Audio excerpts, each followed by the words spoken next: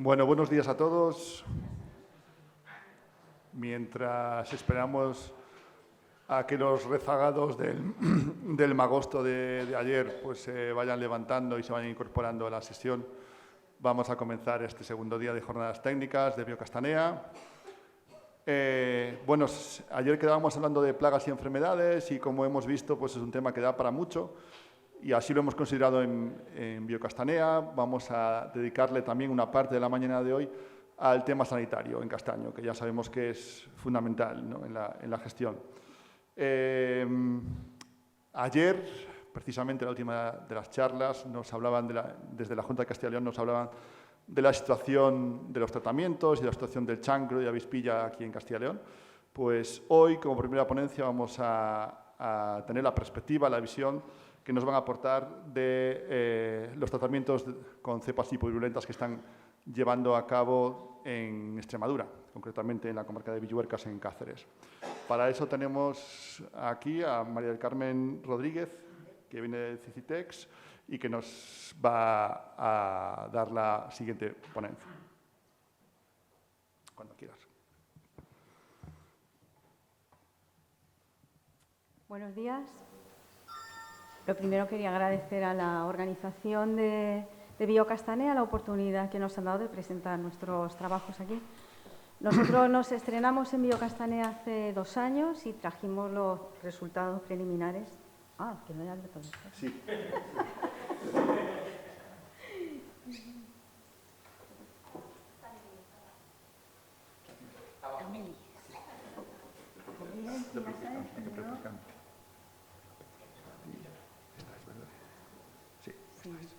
Siempre tengo problema con esto. Bueno, comentaba que hace 2 años estuvimos aquí presentando nuestros resultados preliminares sobre el chancro en Extremadura, concretamente en esta zona, en Villuercas, y ahora lo que vamos a hacer es presentar los resultados de lo que hemos ido haciendo a lo largo de estos 2 últimos años. La comarca de Villuercas, que el nombre completo es Villuercas y Borejara, se localiza en el sureste de la provincia de Cáceres. Es una zona con unas características geológicas muy especiales porque es una sucesión de valles y sierras prácticamente paralelos y con una orientación norte-suroeste. Y esto lo comento porque va a tener importancia de cara a la aplicación de los tratamientos. Es una zona importante de producción de castaña en Extremadura. La superficie es alrededor de 2.000 hectáreas que están distribuidas tienen distintos modelos de terreno. Hay parcelas pequeñas, entre media hectárea y 4 hectáreas, y luego ya grandes fincas que tienen entre 150 y 250 hectáreas. Es una zona que tiene el cultivo principalmente de 2 variedades, la variedad injerta y la variedad verata, que se cultiva en las proximidades de Guadalupe. Y lo que a nosotros nos ocupa es que tiene una incidencia moderada alta de enfermedad de chancro. La primera cita del chancro en Extremadura fue precisamente en esta zona. Es una cita oral porque no hay documentación escrita. La hizo un agente forestal, Jesús Pulido, que fue el primero que la detectó en 1999. Desde esa fecha hasta octubre de 2019 prácticamente no sabíamos nada más del chancro. En octubre de 2019, con un convenio que firmamos entre Cicites y la agrupación de cooperativas del Valle la agrupación de productores de castaña de Villuercas, empezamos a hacer las prospecciones. Más tarde ya se aprobó de manera provisional el Grupo Operativo Castanea y junto con el Grupo Operativo Castanea y un proyecto estratégico de Cicites, que es el proyecto MIPEX, seguimos avanzando en lo que es el control biológico del chancro. De hecho, era la acción 2 del Grupo Operativo Castaña, que es el desarrollo de los protocolos de control biológico del chancro con cepas hipovirulentas. Recordar un poquito, o al menos poner algunas fotografías del aspecto de esta enfermedad en nuestros castaños, porque sí es cierto que aunque es el mismo patógeno, sí observamos cierta variabilidad dependiendo de unos castaños y de otros. En el caso de los árboles jóvenes, lo característico son chancros de color naranja o marrón rojizo relativamente bien delimitados. Sin embargo, en los árboles adultos con cortezas gruesas, ya lo que se aprecian son grietas y hendiduras en la corteza y en ocasiones una producción clara de pinnidios. Los árboles adultos, como veis, pierden, se seca la rama desde el punto de anillamiento del chancro hacia la zona distal y al descortezar lo que nos encontramos son estas necrosis de las que es relativamente fácil luego aislar el patógeno.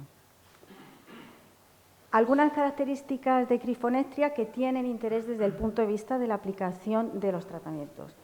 La reproducción tiene dos sistemas de reproducción, la reproducción sexual en la que es mediante conidias producidas en picnidios. Con este tipo de reproducción sí se transmite la hipovirulencia, mientras que con la reproducción sexual, que es en ascosporas que se producen en peritecas, no hay transmisión de la hipovirulencia. Para que se produzca este tipo de reproducción es necesario que estén presentes los dos tipos de apareamiento del hongo, que son el MAT1 y el MAT2. Hay otra forma de transmisión de la hipovirulencia que es mediante anastomosis entre cepas del mismo grupo de compatibilidad.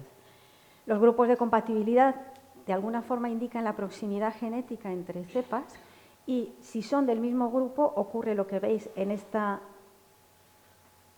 parte, que es la fusión de las dos colonias. Sin embargo, si son de diferente grupo de compatibilidad, se forma una barrera, con lo cual no habría paso de material por anastomosis entre una cepa y otra.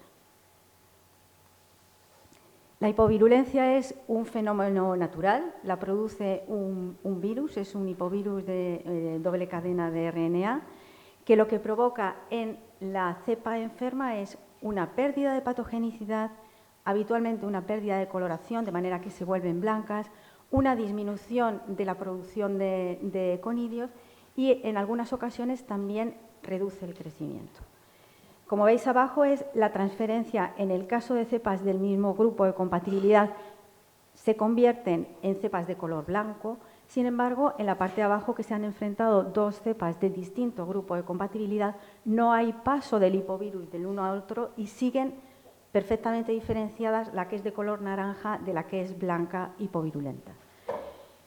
Para la aplicación de tratamientos con cepas hipovirulentas, por lo que he ido contando, os podéis imaginar que son necesarios una serie de requisitos. Entonces, lo primero es saber qué grupos de compatibilidad tenemos en la zona en la que vamos a tratar, conocer la proporción de tipos MAT1 y MAT2 para saber si vamos a utilizar cepas de un tipo o de otro, tener cepas hipovirulentas de esa zona, o sea, que sean compatibles con esos grupos de compatibilidad y luego cultivar esas cepas y tratar. A la hora de hacer tratamientos, lo que determina el éxito en el establecimiento de la hipovirulencia son una serie de aspectos, como son el número de grupos de compatibilidad que hay. Si hay solamente un grupo es más fácil, porque solo tenemos que utilizar cepas de un grupo de compatibilidad. Cuando hay varios, se complica. Si solo tenemos un tipo MAT, es más fácil que cuando tenemos dos, porque no corremos ese riesgo de que se pierda la hipovirulencia con la reproducción sexual.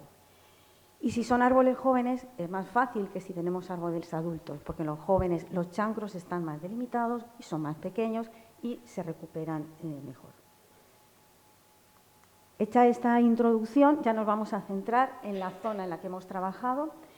En el plano, en el mapa, veis las zonas o los puntos de prospección. Se hizo en primer lugar una prospección para saber qué grupos de compatibilidad teníamos y cómo íbamos a enfocar la aplicación de tratamientos. Tenemos la suerte de que hay un grupo predominante, que es el EU11, que es el que predomina prácticamente en todos los valles, quitando en el Valle del Almonte, en el que hay una zona en la que tenemos el 12, y en algunas fincas puntuales en las que tenemos otros. Pero la mayoría de los 280 aislados caracterizados, 245 son del grupo 11. Por otro lado, aunque hemos encontrado los dos tipos de apareamiento, el MAT1 y el MAT2, la distribución de estos tipos es por valles. ¿Qué quiere decir?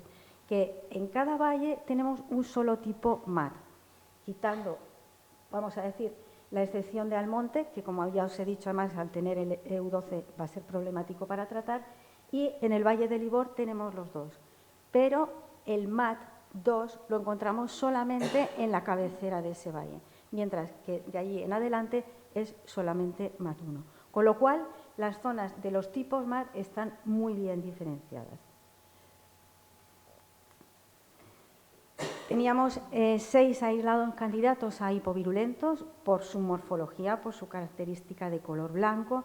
Solamente en uno de ellos hemos detectado el hipovirus, el CHV1, concretamente en este aislado, que además lo hemos caracterizado desde el punto de vista para determinar el subtipo. Sabemos que es del subtipo del subtipo I, que es el subtipo italiano.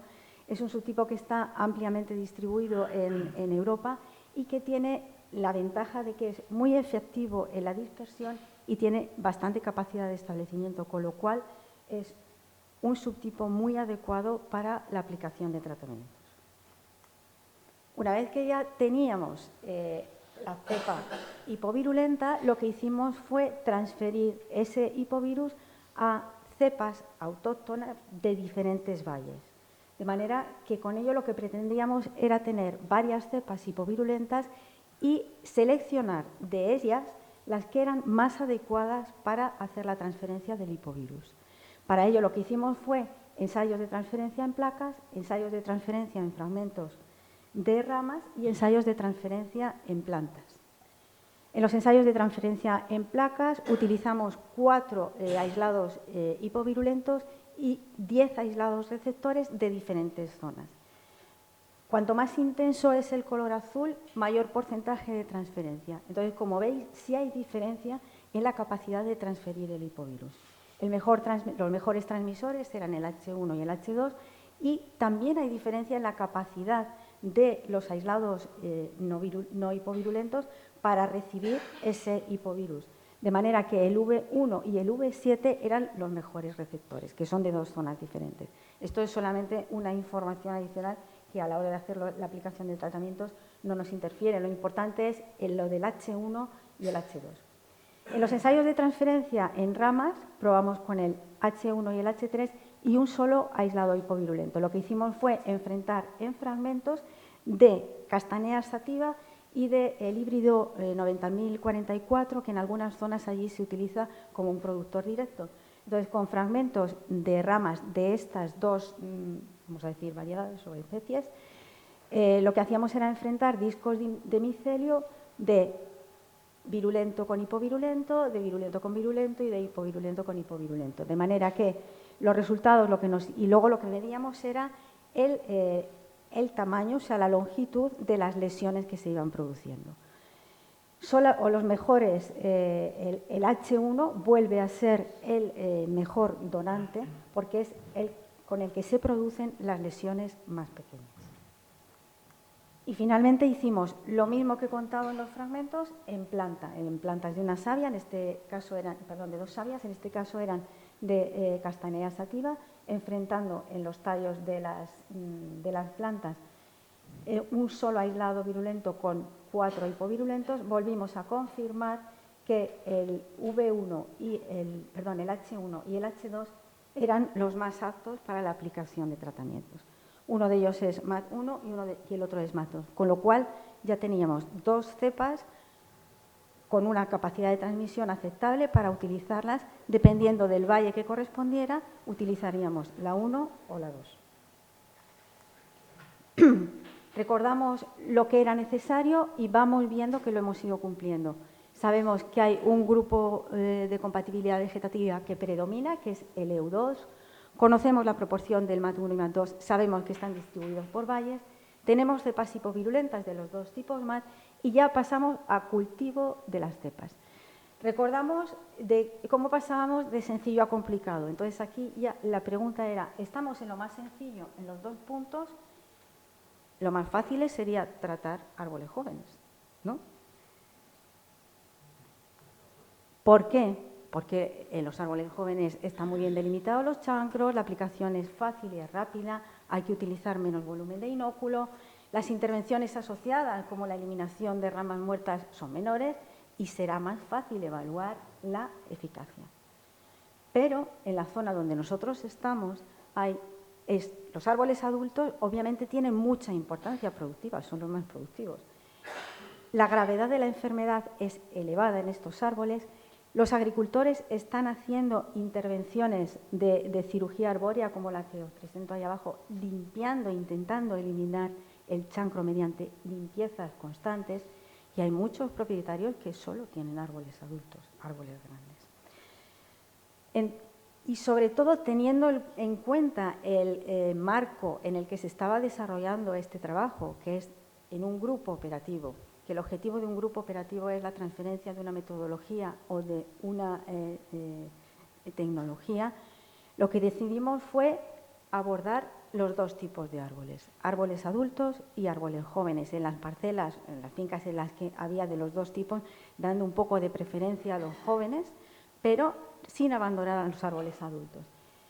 Tratar todos los chancros, al menos todos los chancros accesibles de cada árbol, y abrir la participación, o sea, abrir los tratamientos a que los agricultores participaran, que colaboraran en la aplicación, que incluso aportaran, como ellos han hecho, sus propias herramientas, que sugirieran, porque además es cierto que ellos conocen perfectamente la enfermedad y conocen cómo va avanzando.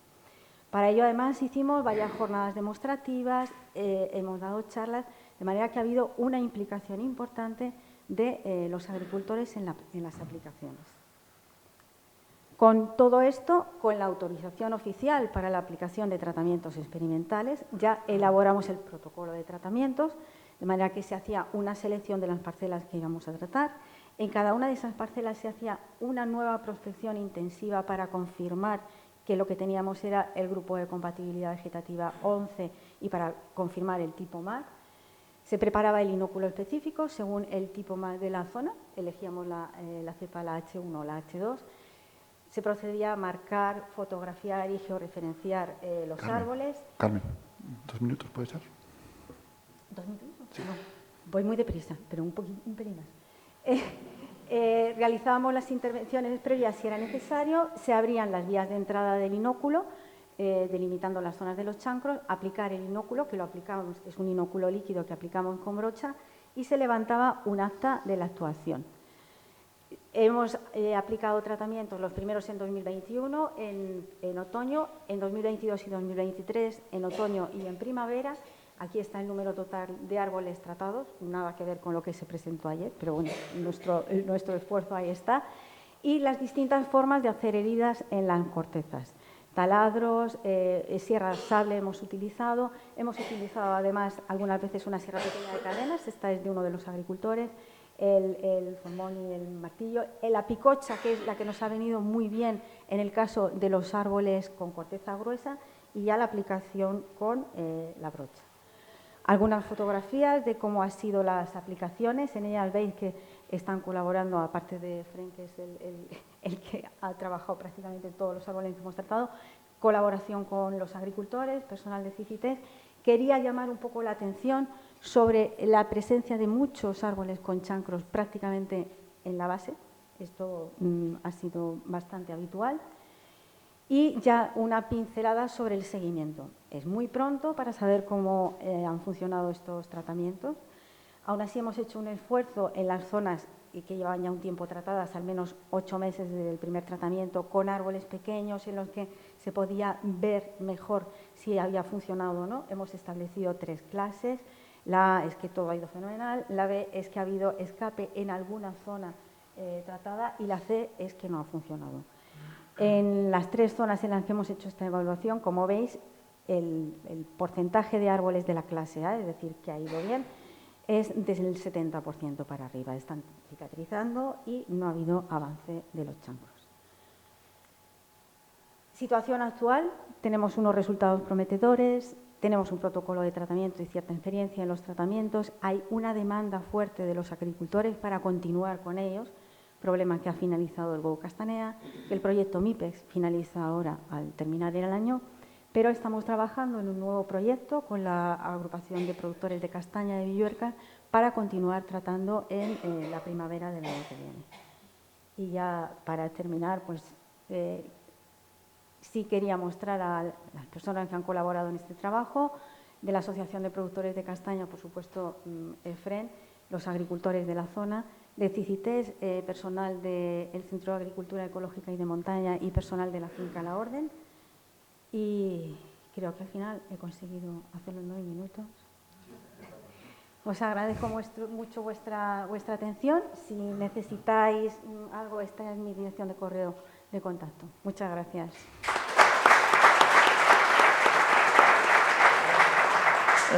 Muchas gracias, Carmen. Tenemos tiempo para una pregunta rápida, si queréis, o si no, la dejamos para el final. Carmen, puedes... Bueno, les has sentado. Igual una pregunta rápida ahora, si os parece, y después, si hay alguna más, va a haber un turno de debate y preguntas al final de todo. Carmen, lo he visto, hacéis con brochas, líquido, Sí. ¿no tapáis? Porque no lo he visto en las fotos. No tapamos. No, porque además, si te has fijado, es cierto que nosotros no son taladros localizados, sino que es toda la zona de delimitación del chancro. No tratamos. En algunas de las fotos que he puesto sí se había descortezado quizás demasiado. Hay árboles en los que simplemente con la picocha hacer la herida y en ese con la brocha. Entonces, y brocha. Y el inóculo es un inóculo líquido, pero le añadimos un poco de agar-agua para hacerlo un poco más espeso y que no gotee tanto. Entonces, la aplicación con la brocha es muy rápida. Además, lo puedes hacer penetrar muy bien en las heridas. Lo que más tiempo lleva es hacer las heridas y delimitar. Muy bien. Bueno, si queda alguna duda más, pues las dejamos para el final, ¿vale? Vale, pues pasamos entonces a la siguiente ponencia.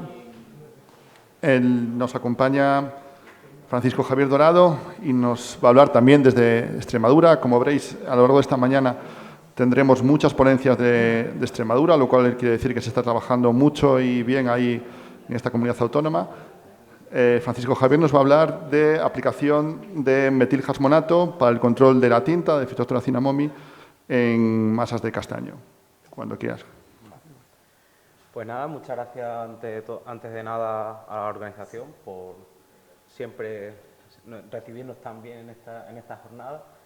Y bueno, yo voy a hablar un poco de la aplicación de metilhasmonato para el control de Phytophthora momi en planturas de castaña sativa. Voy a empezar un poco hablando hace 2 años. Yo, al igual que María del Carmen, yo estuve hace 2 años aquí en Biocastanea, me estrené. Estuve hablando principalmente de nuestra línea de investigación en torno al cambio climático, la obtención de genotipos tolerantes a situaciones de estrés hídrico, estrés térmico y a la combinación de estrés hídrico, térmico y Phytophthora momi. Y bueno, ahora eso desembocó en una serie de genotipos que ahora lo estamos testeando y genotipando, ¿vale? Hoy, sin embargo, ya nos estamos centrando un poco más en el control de enfermedades. Llevamos ya 2 jornadas que estamos hablando mucho de los problemas del castaño, sobre todo de las principales plagas y enfermedades, como pueden ser la avispilla, el chancro que nos acaba de hablar Mari Carmen, y en concreto yo me voy a centrar principalmente en la tinta del castaño, como por ejemplo los impactos que está causando, que lleva ya causando durante mucho tiempo, y aquí tenemos por ejemplo un foco de tinta del castaño en la zona de la garganta, en Cáceres, en Extremadura. Vale. La tinta del castaño está causado, su agente causal es Phytophthora momi, que es un omiceto de comportamiento hemibiotrófico, que principalmente, bueno, ya nos voy a explicar un poco, más o menos todos conocemos un poco lo que causa pudrición de las raíces finas, necrosis del cuello de la raíz, la obstrucción de los vasos del xilema, y al final nosotros lo que acabamos viendo en la copa es una clorosis foliar con un marchitamiento rápido o gradual de las hojas que al final acaba desembocando en la muerte del árbol.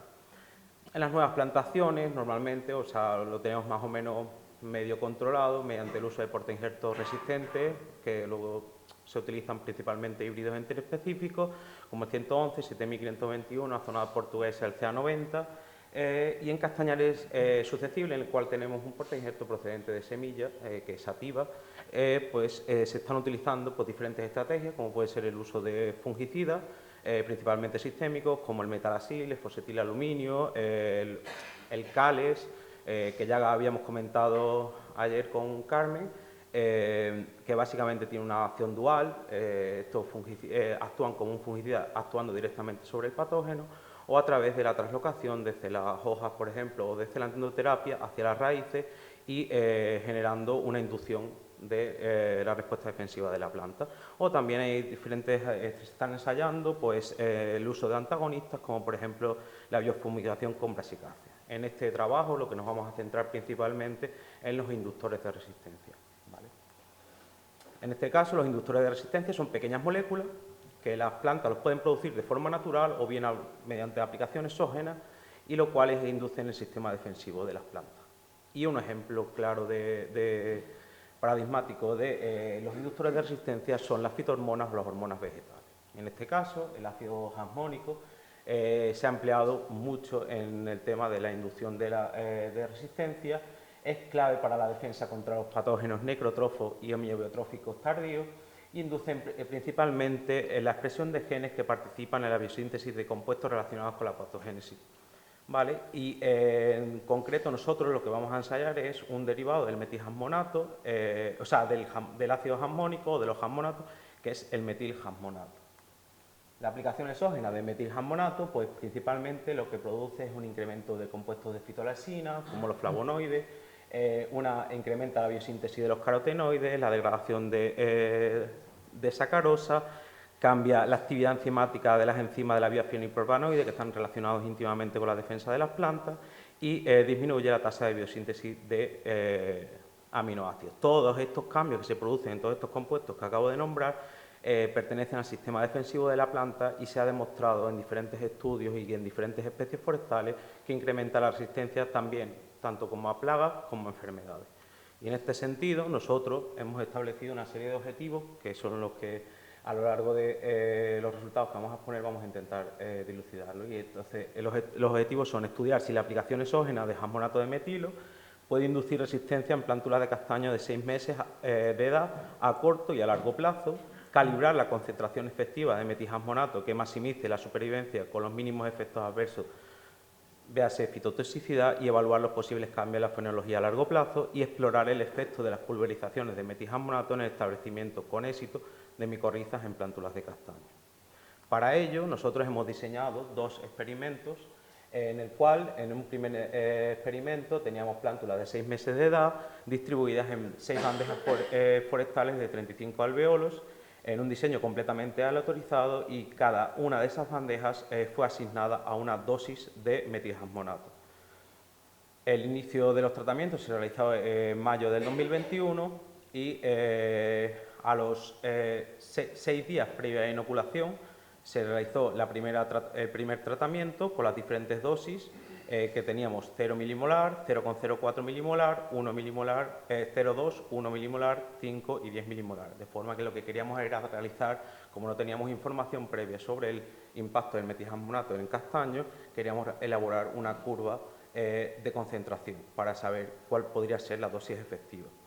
Entonces, 6 días previo a la inoculación se realizó un tratamiento, luego se inoculó con fitostracinamomib y todas las plantas, y posterior, la mitad de la bandeja forestal, se realizó un tratamiento post, de forma que teníamos un tratamiento previo, 6 días antes de la inoculación, y un tratamiento pre y post, que serían 6 días y 4 días post inoculación. Y después evaluamos la mortalidad. A largo plazo, lo que dejamos las plantas durante un año en situaciones de control, y lo que vimos es que queríamos evaluar cómo cambiaban esto en la fenología, aparte de la supervivencia, en la brotación siguiente. Y eso lo realizamos en abril del 2022. Y además decidimos que en uno de los tratamientos que estábamos observando mejores resultados, ya estoy avanzando un poco los resultados, inocularlo de nuevo, hacer una reinfectación y ver si el efecto a largo plazo de metilhasmonato se mantenía en el tiempo. Por otra parte, en un diseño experimental, en otro diseño experimental de otro ensayo, en 2022 lo que decidimos es, vale, estas plántulas, o sea, la aplicación de exógena de metilhasmonato puede generar una serie de cambios metabólicos. Estos cambios metabólicos pueden generar una exudación a través de las raíces de determinados compuestos que pueden interactuar con el rizobioma o con la simbiosis que se puedan producir con hongos micorrízicos. Sabemos la importancia que tienen los hongos micorrízicos en los castañares y queríamos evaluar si podría tener algún efecto. Entonces lo que decidimos es que en plántulas de castaño de 6 meses de edad realizamos 5 tratamientos. Una pulverización simple o doble de metilhasmonato y una posterior estomicorrización. es decir, inoculamos con el hongo micorrícico con diferentes especies de Pisolitus. Luego realizamos otros tratamientos que serían estomicorrización y posterior pulverización simple o doble, ahí está de metilhasmonato, ahí está equivocado, luego un control estomicorrícico y también tuvimos un control absoluto. Y al final el experimento comprendió 30 plántulas correspondientes a 5 plántulas por 6 tratamientos. O sea, teníamos una réplica de 5 plántulas por cada tratamiento. Comenzando con los resultados, la aplicación preventiva de spray de foliar de metilhasmonato, lo que vemos en esta gráfica, lo que se muestra es una gráfica de supervivencia en el tiempo de Kaplan-Meier. Entonces lo que vemos es que para cada tratamiento, o sea, cada dosis aplicada en las plántulas, cómo se van muriendo a lo largo del tiempo.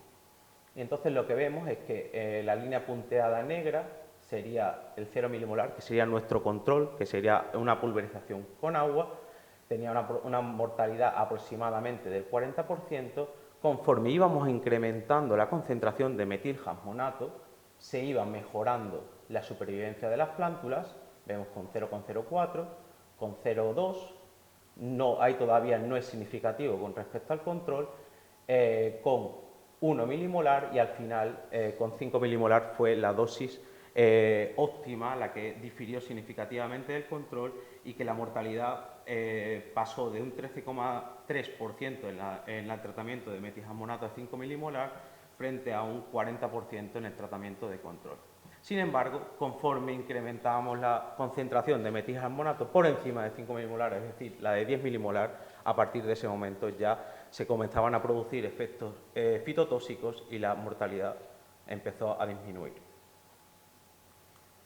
Aquí vemos unos ejemplos de fitotoxicidad generadas en las plántulas de castaño en la dosis de 10 milimolar. Por ejemplo, veíamos dos tipos de fitotoxicidad en hojas no lignificadas y recién formadas, pero en la cual se observaban una serie de manchas necróticas que avanzaban desde la parte exterior hacia la parte del nervio central.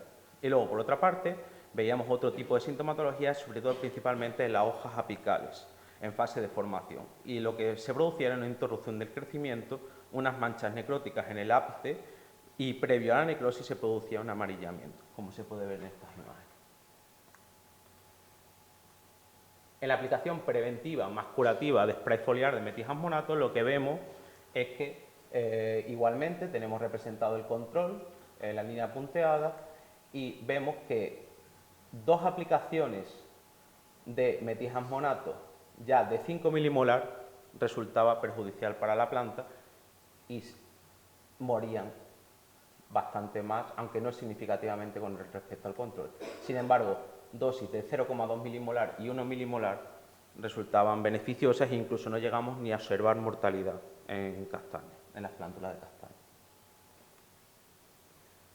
En cuanto a los efectos del tratamiento a largo plazo, observamos que tras el primer reposo vegetativo se observó una fenología más precoz en las plántulas tratadas con 1 milimolar e inoculadas. Y en esta imagen podemos ver que aquí ya teníamos hojas formadas en ese tratamiento, mientras que las otras permanecían todavía con las yemas empezando a hinchar. 2 años después de la aplicación de metilhasmonato 1 milimolar, como os comenté, realizamos una segunda reinfestación y la protección se mantuvo en las plántulas. En cuanto a los efectos del metilhasmonato en el establecimiento de micorrizas del género Pisolitus, lo que observamos es que el metilhasmonato no influyó en el establecimiento de micorrizas independientemente si se realizó una aplicación simple, doble, previa o posterior de la estomicorrización, y que los porcentajes en todos los tratamientos, tanto tratadas como no tratadas, oscilaron entre el 20 o 30% de root tips, que serían los micorrizas en las puntas de las raíces. ¿Vale? Y como conclusiones podemos decir que el tratamiento en spray foliar con metilhasmonato en plántulas de castaño induce resistencia frente a Phytophthora cinnamomi, tanto si se aplica de forma preventiva como preventiva y curativa. La concentración óptima en aplicaciones preventivas es de 5 milimolar y en preventiva más curativa es de 0,2 o 1 milimolar. Pulverizaciones con una concentración de 10 milimolar generan fitotoxicidad. pulverizaciones con 1 milimolar de metilhexmonato alteran la fenología de las plántulas y la resistencia al patógeno persiste hasta el segundo año de la pulverización. Y pulverizaciones previas y posteriores a la inoculación con pisulitos no condicionan su establecimiento. Antes de terminar, quería indicar que esto abre una línea de investigación, esto es un ensayo piloto, se realizó únicamente porque no teníamos información sobre el efecto que podía tener el metilhexmonato en el control de Phytophthora cinnamomi, pero quedan muchas lagunas por cubrir y esto es solo un inicio de la línea de investigación. Quedaría, por ejemplo, saber si el tratamiento con spray foliar con metilhexmonato es efectivo en árboles adultos y para todas las variedades. Nosotros, paralelamente a esto, estamos ensayando también con otras especies forestales. Por ejemplo, vemos que en olmo, por ejemplo, diferentes clones de olmos tienen respuestas diferenciales, incluso no solo al metilhexmonato, sino a diferentes concentraciones de metilhexmonato. Entonces, extrapolando esto al castaño, diferentes variedades podrían tener comportamientos diferentes. Entonces, esto se vuelve más complejo y habría que estudiar para un ensayo en que las principales variedades, ver una curva de concentración óptima para el control con Phytophthora cinnamomi o incluso con diferentes clones portainjertos. También habría que explorar si aplicaciones reiteradas a largo plazo y distanciadas en el tiempo de metilhexmonato incrementarían la supervivencia de los castaños en zonas de foco. Esto es interesante saber porque aquí lo que estamos actuando es principalmente sobre el perfil hormonal de la planta. Lo que estamos modificando es el perfil hormonal. Aplicaciones reiteradas podrían continuar siendo efectivas a la hora de control o mediante unas sucesivas aplicaciones podrían perjudicar a largo plazo la supervivencia o comprometer la supervivencia del castaño. Habría que estudiarlo. Por ejemplo, con la aplicación de fosfonatos, en Australia recomiendan que normalmente sean entre 6 y 1 año las aplicaciones reiteradas. Ante esto, ante el metilhexmonato, no tenemos información o la desconocemos, entonces habría que explorarlo también. Y luego, por otra parte, cómo interactúa la aplicación exógena de metilhexmonato con estreses combinados de tipo biótico y o abiótico que sufre el castaño. Sabemos que la respuesta de las plantas a determinados estreses abióticos también generan cambios en los perfiles hormonales. Nosotros estamos modificándolo para un estrés en concreto que es de tipo biótico, que es Phytophthora cinnamomi. Pero, ¿qué puede ocurrir si a lo largo de esa aplicación exógena de metilhexmonato las plantas se someten a un estrés hídrico? Puede comprometer, seguiría siendo efectivo. Todo esto son lagunas que tenemos que ir completando con el paso del tiempo. Y nada, agradecer principalmente a la entidad financiera que nos ha financiado esta investigación, Principio Iberia, y las colaboraciones gracias a AID Forest, que es la que hizo la parte de la estomicorrización de las plántulas. Muchísimas gracias.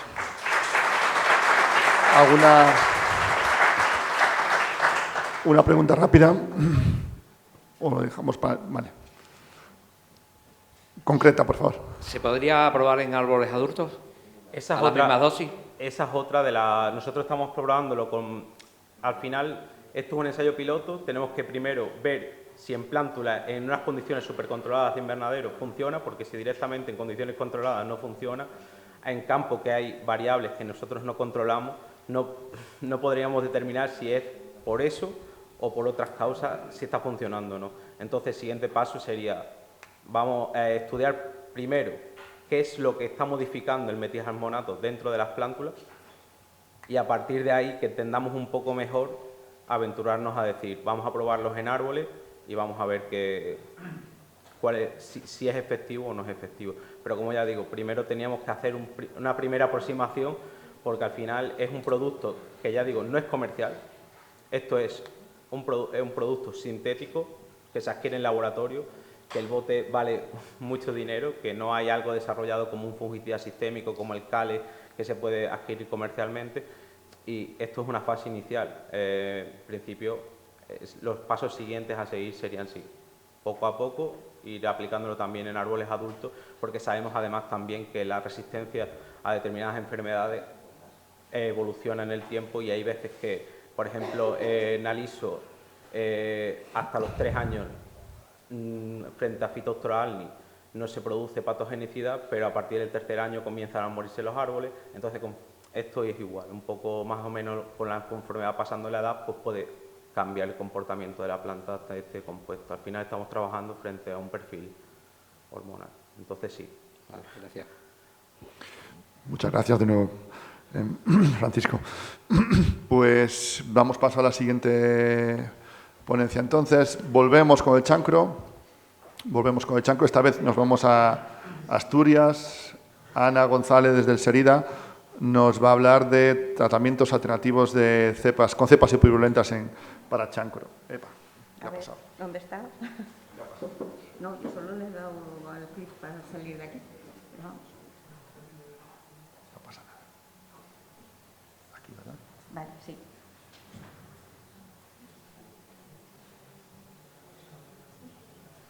Vale, gracias. Cuando quieras, Ana. Hola, buenos días. Lo primero, pues como todos, dar las gracias a la organización por permitirnos explicar nuestro trabajo y también darle las gracias a Carmen porque con toda esa explicación tan didáctica que tuvo al principio, a mí me permite ir ya a saco. Perfecto. Bueno.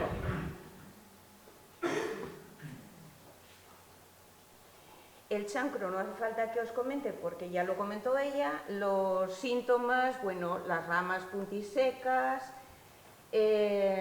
las hojas secas se quedan prendidas en el árbol, aparecen brotes epicórnicos, las pústulas naranjas y dentro de la corteza se ve el micelio del hongo en forma de abanico. Bien, os voy a contar un poco la situación de Asturias para poneros un poco en el contexto, porque es muy diferente a la que ella contó. En Asturias el castaño es muy importante porque en algunas estimaciones se dice que hay 120.000 hectáreas, pero son 120.000 hectáreas de monte bajo. Como veis, prácticamente en todo el mapa de Asturias veis que los castaños están afectados por el chancro, excepto un pequeño reducto aquí, como la aldea de los Galos, que está en el occidente, que está libre de enfermedad. La situación en el Principado para hacer lucha biológica es casi ideal. Por una parte, como ella os comentó, hay muy pocos grupos de compatibilidad vegetativa. Desde 2004 se hacen prospecciones y solo hemos encontrado 3 grupos de compatibilidad vegetativa. Entonces, el grupo EU1 es el mayoritario y está en toda Asturias. En estas zonas, en estos concejos que están en tono más oscuro, están el 1 y el 13. En este concejo de aquí, que es Morcín, casi no se nota la diferencia, pero bueno, está un poquito más oscuro, están el 1 y el 3. Y solo los 3 están presentes, como siempre en la ley de Murphy, en Sobrescobio, que es una zona donde está el Parque Natural de Redes.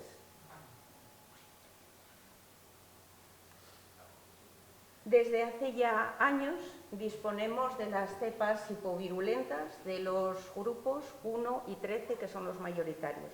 Además, hemos determinado que en Asturias hay 2 hipovirus, el CHV1E, que es el español, y el D, que es el alemán. Desde hace todos estos años tenemos las cepas, pero no las podemos llevar a campo. ¿Por qué? Pues porque es absolutamente imposible plantearnos tratar con el método de los taladros 120.000 hectáreas de monte. Eso es imposible. ¿Qué nos planteamos nosotros para ver si podemos solucionar este problema? Pues ver métodos de aplicación que sean mucho más simples y sobre todo baratos. El primer problema fue la selección de la finca, porque el primer año seleccionamos una finca y cuando fuimos a hacer el ensayo estaban la mayor parte de los árboles muertos y tuvimos que dejarlo porque estaban afectados no solo por chancro, por tinta, por armillaria y había una mortalidad muy alta. En el 2022 sí que conseguimos hacer un acuerdo con una empresa que se llama Bosque Astur, que tiene una finca en ecológico de aproximadamente 8 hectáreas en el concejo de Tineo y con la que pudimos suscribir un acuerdo de colaboración. El planteamiento del ensayo, una vez encontrada la finca, ha sido el primer año seleccionar zonas y 10 árboles con chancro en cada una de ellas, medir los chancros en 2 direcciones perpendiculares, tomar muestras de corteza para el análisis de laboratorio y el año siguiente, o sea, este año, aplicar los tratamientos en las distintas zonas. En 2024 nos tocará evaluar los resultados. El diagnóstico, ya no me complico, en el laboratorio por métodos moleculares y morfológicos se identifica el hongo y los resultados en la finca los vemos aquí. A pesar de que nosotros intentamos encontrar una finca grande, seleccionar zonas similares, las parcelas no han dado los resultados totalmente comparables, pero sí que podemos decir que los hongos que aparecieron en los chancros son Cryphonectria parasítica, Pneumoniopsis y en la mayor parte de ellos los dos. Esto os lo pongo aquí para explicaros por qué tenemos que analizar todos los árboles que vamos a tratar. Esta foto de aquí,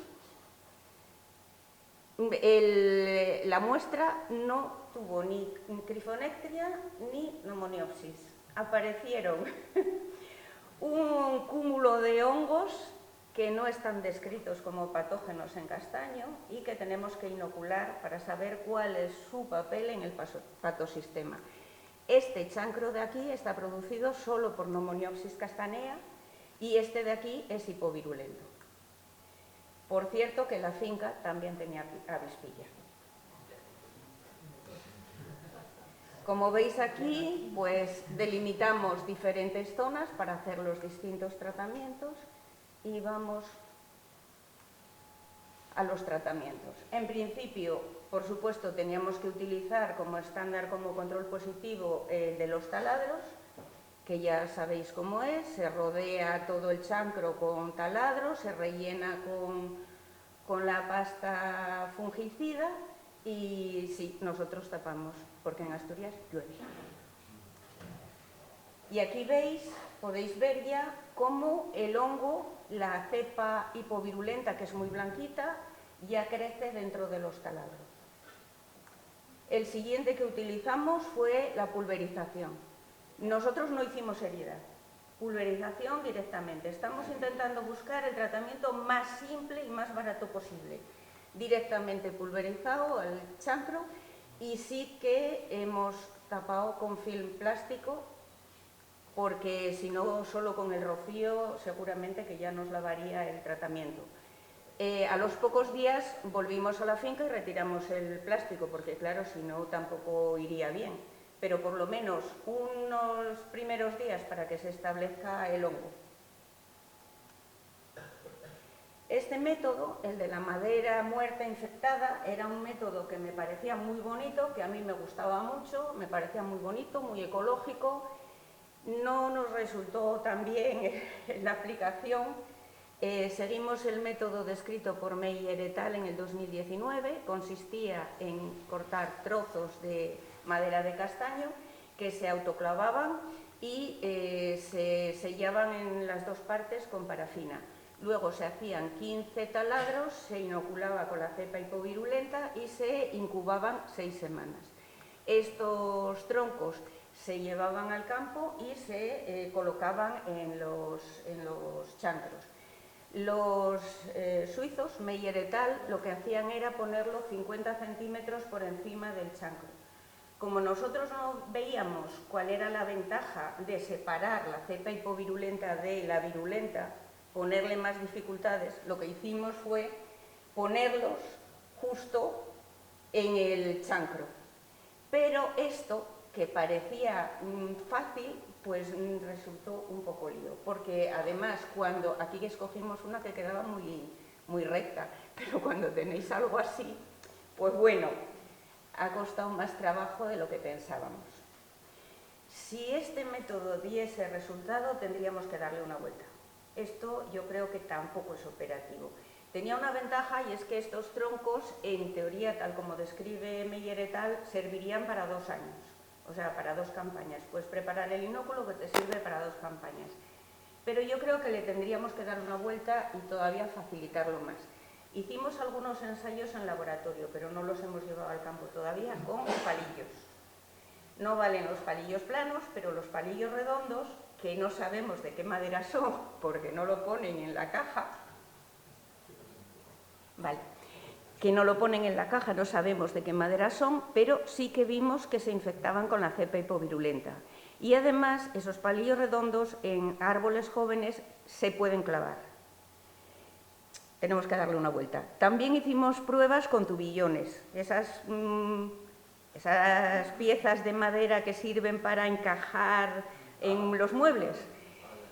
Ahí tuvimos resultados dispares. Los tubillones que no tienen recubrimiento, que son mates, también se ven infectados por la cepa y nos sirven de inóculo. Pero los tubillones que tienen como barniz o recubrimiento, algún tipo de recubrimiento, esos no se infectaban. Entonces, como os digo, el tema de la madera, si esto funciona, hay que darle más vueltas porque esto es bastante complicado. Queremos algo más simple. El más simple de todos fue el del papel impregnado con cepas hipovirulentas. Yo llevo dando mucho la lata con este tema porque yo en el laboratorio conservo la Cryphonectria parasítica en papel a menos 20 y me dura años, con lo cual yo creo que este es el método más fácil de llevarlo al campo.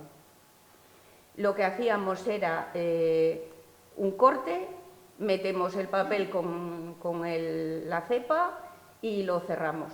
Y tenemos aquí un vídeo que creo que me dijo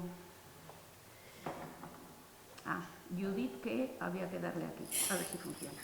Como veis, esto es muy simple. Este método sería el más simple, el más barato, el más fácil, porque el papel dura años, porque lo tendrías disponible cuando quisieras y porque el transporte al campo es, vamos, facilísimo, no requiere de nada. ¿Visteis? Que creo que ahora esto, no sé si... No, es que no salimos de aquí. Ahora, vale. Bien, otra cosa que tuvimos que hacer fue instalar mallas protectoras porque el productor tenía ovejas para controlar las malas hierbas. Entonces hicimos unos protectores con estas mallas que los cerramos con unas bridas y veis aquí cómo ha quedado en los árboles. Las conclusiones de este las conclusiones preliminares de esta primera fase son que es muy difícil en condiciones de campo encontrar parcelas o subparcelas que tengan una situación de partida similar. Los hongos más frecuentes han sido Cryphonectria parasítica y Nomoniopsis castanea o Smithbilby, como os guste. Se han encontrado otros hongos que no sabemos cuál es su papel en el patosistema del castaño. En la parcela solo estaba presente un grupo de compatibilidad vegetativa y además pudimos encontrar una cepa hipovirulenta que fue la que utilizamos para el tratamiento. El método de aplicación más simple fue el del papel impregnado, el más laborioso en campo el de los taladros, pero el método de la madera impregnada implicaba mucho trabajo de preparación y la colocación no fue tan fácil como esperábamos.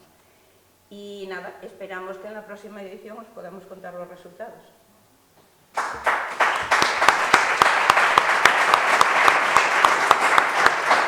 Me olvidaba agradecer a todo el mundo, sobre todo a la empresa que amabilísimamente y sin ninguna contraprestación nos dejó hacer el ensayo allí, y al personal del programa de patología y forestal del SEDIDA.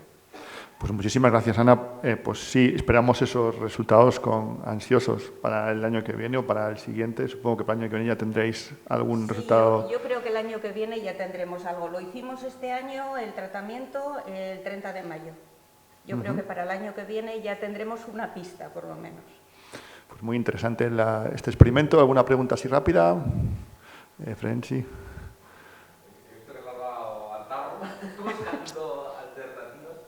¿En alguna de estas has planteado hacer como pseudoinjertos? Es decir,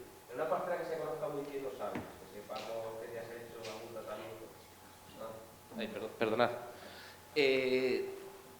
En una parcela que se conozca muy bien ya lo que tenemos ahí, y algunos árboles que ya se sabe que está en la cepa hipovirulenta, entonces coger un extracto de madera, que fuese a lo mejor con el sacabocados, cogerlo de ese árbol y llevarlo a otro árbol. Pero eso es lo que hemos hecho en el laboratorio y es mucho más fácil. La cepa ya la tengo y la tengo en papel. Sí, no, pero bueno... Porque también, al pobre árbol que has encontrado uno hipovirulento lo vas a abrasar porque tienes 8 hectáreas que inocular con uno. Entonces es mucho más fácil que tú multipliques esa cepa en el laboratorio. Es mucho más fácil. Y sobre todo lo del papel es que es fácil. Sí, no, lo del papel me parece una idea muy bonita. Incluso hasta se podría, lo que pasa que hay que darle muchas vueltas porque hay pequeños detalles. Se podría incluso, en vez de papel de filtro, utilizar pegatinas. Y el hongo te crece en la pegatina. El problema es que la pegatina, que nosotros estamos buscando una solución para Asturias, una pegatina no nos aguanta en el campo. Por la humedad. Por la humedad, por la lluvia, por todo esto. Entonces, por eso hicimos un corte y metimos el papel dentro. Realmente, la pulverización no cortamos nada. Pero claro, no nos lo podemos permitir porque lo perderíamos. Y ese día que hicimos la inoculación, lo escogimos, era un día muy bueno, pero teníamos miedo que al día siguiente o los 2 días lloviese y por eso la pulverización la cerramos con film plástico. Entonces, bueno, yo creo que coger de un árbol hipovirulento y repartir a los otros creo que es menos eficaz que ya que tenemos la cepa hipovirulenta, que es fácil, tenemos la de ahí. Lo que hicimos es que ni nos complicamos. No nos complicamos con grupos de compatibilidad vegetativa ni con virus. Teníamos ahí en la parcela un árbol, encontramos solo uno, un árbol que era hipovirulento, pues ese lo inoculamos en todos. Y repartirlo y multiplicarlo en el laboratorio es mucho más simple. Luego llevarlo en papel o llevarlo como quieras es fácil. Lo de las maderas a mí me había gustado muchísimo cuando lo leí y cuando me puse a hacerlo dije, pues ya no es tan fácil.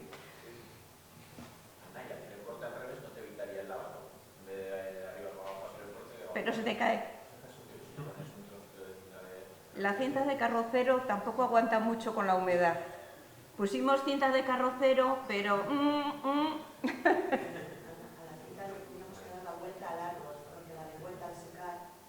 Sabría.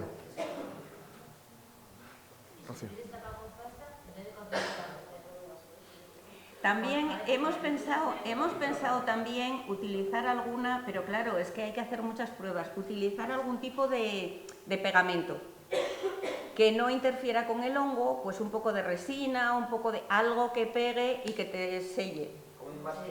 O un mastic, sí, algo así, una resina, un mastic, un algo. Pero el mastic suele llevar fungicida y no nos interesa. Tiene que ser, pues eso, que tenemos que utilizar algún tipo de sellado. Pero bueno, en principio lo que hemos hecho ha sido lo más general para ver si tiramos por el papel, por la madera o por la pulverización. Sí. A ver, yo retomo un poquitín lo que estaba diciendo y en vez de poner la tirita en la lengüeta, lo que teníamos que hacer es dar vuelta con la cinta carrocera como los injertos, que eso no se cae.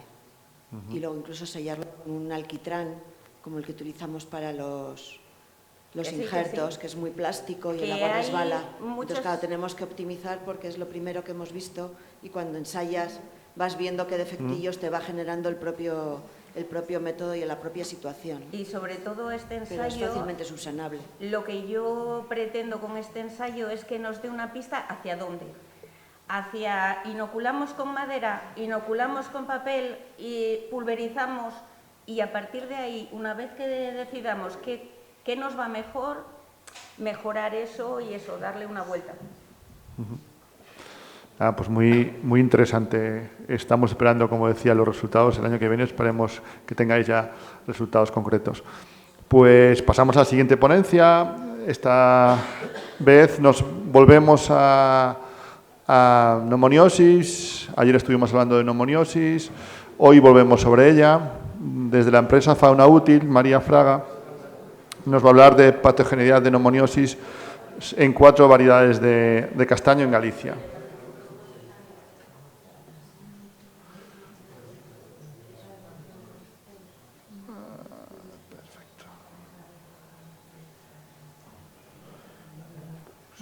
Cuando quieras, María. Buenos días a todos y antes de nada dar las gracias a la organización por invitarnos un año más. Yo soy María Fraga, de la empresa Fauna Útil, que nos dedicamos principalmente al control biológico de plagas y enfermedades y al asesoramiento de explotaciones. Y junto a la Estación Fitopatolóxica de Areiro desarrollamos este trabajo del estudio de la patogenicidad de Pneumoniasis smithsoniana en distintas variedades de castaño gallego. Como ya comentó Carmen ayer, no es un patógeno recientemente descubierto. Pneumoniasis smithsoniana, también conocido como Pneumoniasis castanea, se identificó por primera vez en 2012 en Italia y en Australia. Actualmente, como podéis observar en el mapa, se encuentra distribuida por todas las regiones productoras de castaño del mundo. Nosotros ya lo habíamos detectado previamente en Galicia, asociado a la avispilla, en un trabajo que presentamos en la edición pasada de Biocastanea, en la que estudiamos los hongos asociados a las agallas y encontramos una gran variedad de patógenos asociados a las mismas, entre los que destaca la pneumoniosis. Posteriormente, en 2021, se detectaron en la provincia de Pontevedra distintos síntomas de esta enfermedad, como erizos y castañas con síntomas de pudrición, momificaciones, etc. Y la Estación Fitopatolóxica de Areiro tomó muestras y identificó el patógeno como Pneumoniasis smithsoniana, siendo la primera cita de esta enfermedad causando estos síntomas en España. Os voy a resumir un poco los síntomas que causa esta enfermedad, aunque ya se comentaron brevemente ayer. El principal problema es que causa la pudrición de los erizos y la caída prematura de los mismos, afectando gravemente a la producción. De hecho, este año ha sido un año nefasto en Galicia para... en distintas parcelas se han obtenido pérdidas de entre el 80 y el 90%. Además de esto, se puede observar una momificación de las castañas tanto en el árbol como en los erizos que han caído. Las castañas se observa una deshidratación y una falta de desarrollo de las mismas. Aquí podéis ver otra imagen de la pudrición de los erizos y unas castañas momificadas en campo. Y adicionalmente, lo que más preocuparía al consumidor es que, aunque aparentemente estén sanas exteriormente, como comentó ayer Ana Gómez en su ponencia, puede haber castañas que presenten pudrición interna. Entonces, hasta que le llega al consumidor y las abre, no va a haber esos daños. Adicionalmente, también se observan síntomas en hojas y en flores, aunque en hojas suele ser un compendio de hongos lo que se aísla, en flores sí que hemos aislado principalmente pneumoniosis. Además, también puede formar chancros en las partes, en las ramas y en los troncos. Y esta enfermedad, como ya se ha comentado a lo largo del día de ayer, es uno de los principales problemas que está enfrentando el sector en este año. En Galicia, como bien sabréis, somos uno de los principales productores de España y además tenemos la indicación geográfica protegida de Galicia como marca de calidad del producto. Aquí podéis ver la zona que engloba toda la indicación. Y es por eso que decidimos estudiar distintas variedades asociadas a esta indicación geográfica. Hay más variedades, pero las principales, ya sea por su importancia, por cantidad de producción o por las características de su fruto, son estas 16 que podéis ver aquí recogidas.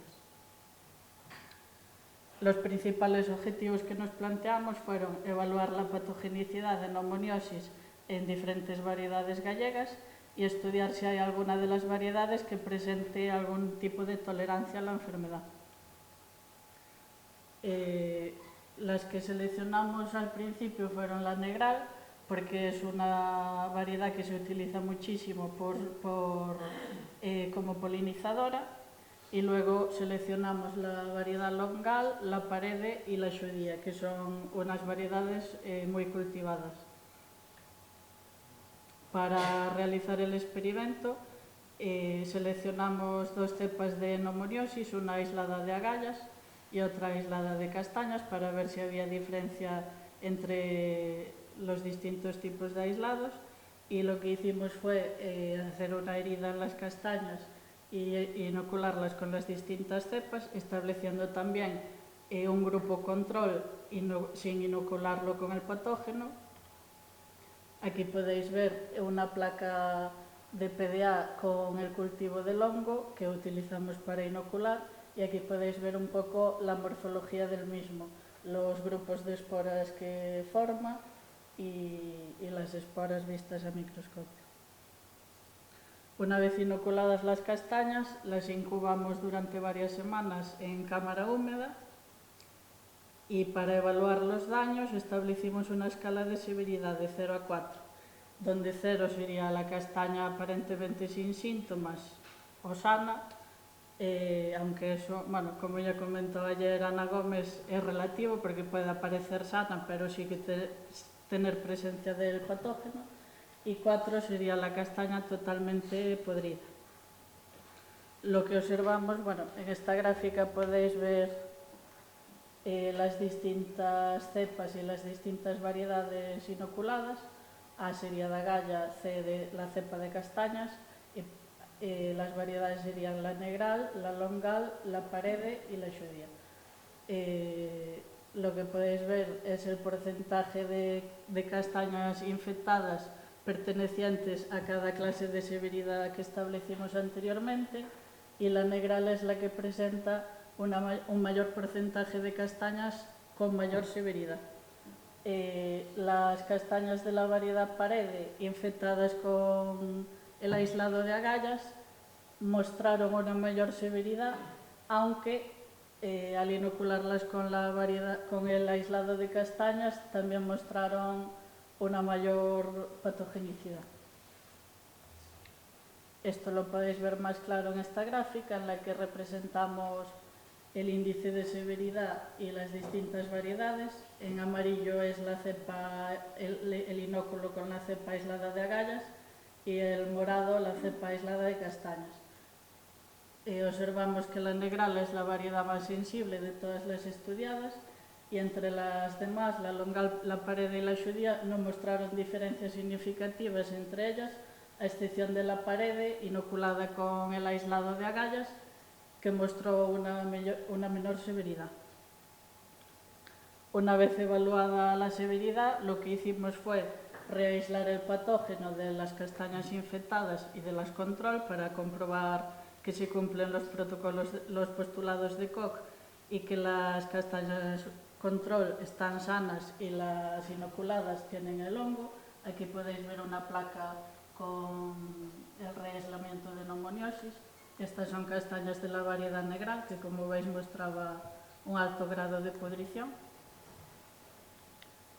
Y para concluir, podemos resumir que las variedades que estudiamos hasta ahora mostraron todas síntomas de la enfermedad, siendo especialmente relevante la variedad negral porque se utiliza mucho como polinizadora y causa un gran impacto en los cultivos gallegos, y actualmente estamos trabajando en otras variedades, principalmente la garrida, la raigona y la ventura, para ver si alguna de estas es más tolerante a la enfermedad, y adicionalmente seguimos trabajando en estudios de posibles métodos de control del patógeno. Muchas gracias, y si tenéis alguna pregunta o alguna duda. Sí.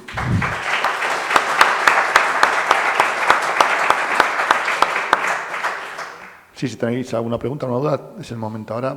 Tenemos unos minutos ahí de margen. Nada. Ninguna. Bueno, pared entonces parece que es la menos, una de las menos, o de las menos sensibles, ¿no? Sí, de las estudiadas sí. Uh-huh. Aunque al inocularla con, con el aislado de castaña se observó que aumentaba la severidad. Hay un estudio, creo que es de Italia, que se estudiaron distintos genotipos del hongo y como que hay dos grupos principales en el que uno es más patógeno que el otro. Entonces, podría venir por ahí las diferencias. No te preguntaba porque, bueno, también las zonas donde hay pared también se quejan de que tienen mucho daño, ¿no? Entonces, a pesar de que es menos susceptible, pues es bastante a efectos... Claro, es que depende de la cepa del hongo, claro. Uh-huh. Sí. ¿Tenéis ya un poco la idea por dónde vais a empezar a investigar los métodos de control? Sí, ahora estamos trabajando en un método natural, no puedo decir mucho más de momento, pero estamos a la espera hemos presentado un proyecto y estamos a la espera de eso y ojalá el año que viene podamos presentaros algo al respecto. Pues sí, estaría bien, porque estamos viendo que es un problema de primer orden ahora mismo, ¿no? Sí, vale. Yo quería preguntarte, has hablado de que exteriormente se detecta por la caída de los erizos cuando todavía no están maduros, o sea, y también has hablado de las hojas. ¿Tenéis, o sea, una descripción más clara de las hojas? Porque nosotros vemos, sobre todo, me imagino que es la que vosotros llamáis negral, en ese tipo de castaños, que las hojas se caen en verde, o sea, se abarquillan y se caen en verde. Y luego, o sea, disminuye muchísimo la cantidad de fruto y está muy afectado. ¿Habéis notado que exteriormente el árbol tiene esa caída en verde de hoja, aparte de erizos y maduros? Sí, lo que pasa es que de las hojas que realizamos aislamiento de hongos, vimos que hay un compendio de patógenos, que no es solo neumoniosis, por lo menos en las que estudiamos. Habría que mirar si te interesa enviarnos muestras para comprobar si efectivamente esas hojas tienen un mayor nivel de neumoniosis o sucedió como con nuestros estudios, que es un compendio de enfermedades, pues podemos mirar sin problema. Gracias. Bueno, pues nada más, muchas gracias de nuevo, María, y damos paso a la última ponencia de este bloque. Entonces, desde la Universidad de Extremadura, de nuevo, Álvaro Camisón nos va a hablar de comparación del rizobioma de castaños sensibles y resistentes a la tinta antes y después de la infección con fitóftora. Como veis, esta mañana tenemos muchos trabajos de Extremadura, así que nos está diciendo que están tirando mucho ahí nuestros amigos extremeños.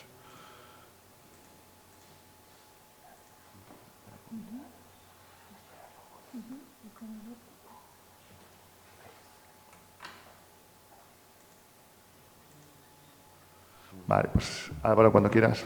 Vale, gracias. ¿Se me oye bien?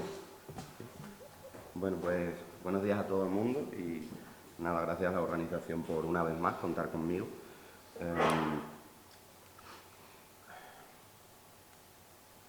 Bien, a modo de introducción tenemos que presentar qué es el rizobioma de una planta o de un árbol, ¿no? Las plantas poseen, de forma similar a los animales o a nosotros mismos, multitud de microbios que están íntimamente asociados a ellas, formando comunidades diversas y taxonómicamente estructuradas. En una planta, como podemos ver en esta imagen, tenemos una serie de compartimentos de forma que cada uno de ellos es capaz de acoger a una serie de microbios, digamos, ¿no? En particular, a nosotros nos interesan los microbios que viven asociados a la raíz de la planta, ¿de acuerdo? No solo a la raíz, sino en concreto en su rizosfera. La rizosfera de la planta es aquella zona del suelo directamente influenciada por las raíces, ¿de acuerdo? A través de los exudados que éstas liberan. Y por tanto, al microbioma o conjunto de microorganismos que aquí viven asociados a la rizosfera se le denomina rizobioma, que es el objetivo, cuyo estudio es el objetivo de este trabajo. Este rizobioma puede estar compuesto de múltiples organismos, incluyendo bacterias, hongos, protistas, nematodos, etc. Siendo que en este trabajo nuestro interés está en las bacterias. ¿Por qué es importante esta comunidad de la rizosfera o rizobioma? Pues es importante porque cada vez más sabemos que el fenotipo de una planta viene determinado en parte o es afectado por la comunidad que vive microbiana que vive en sus raíces, ¿de acuerdo? ¿En qué sentido se ve afectado? Pues, por ejemplo, estos microbios intervienen en el crecimiento o afectan al crecimiento y vitalidad de la planta, su productividad, y un buen ejemplo son las bacterias promotoras del crecimiento vegetal, o tipo, por ejemplo, los rizobios, pero también tienen un papel importante en la defensa de la planta. ¿Por qué? Porque, por ejemplo, estos microorganismos pueden competir directamente con los patógenos, pueden liberar sustancias antibióticas inhibiendo los patógenos o pueden inducir defensas en la planta contra patógenos.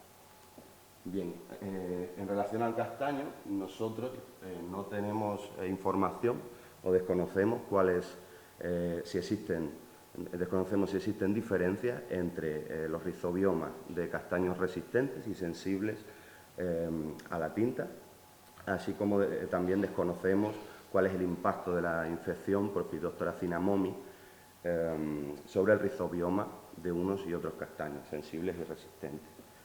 Pues bien, nosotros nos planteamos como objetivo de este trabajo explorar el rizobioma bacteriano, en concreto, de genotipos de castaño contrastantes en susceptibilidad a Phytophthora cinnamomi, tanto antes como después de la infección.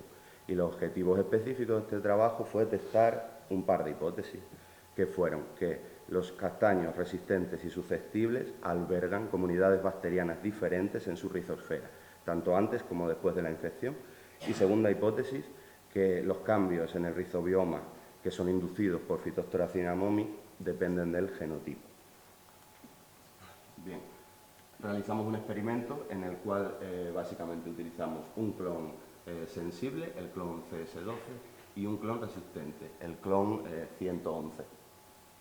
Estos fueron micropropagados, ¿no? Son clones, y bueno, los aclimatamos durante un tiempo y básicamente, aquí vemos un poco el eje temporal de lo que hicimos.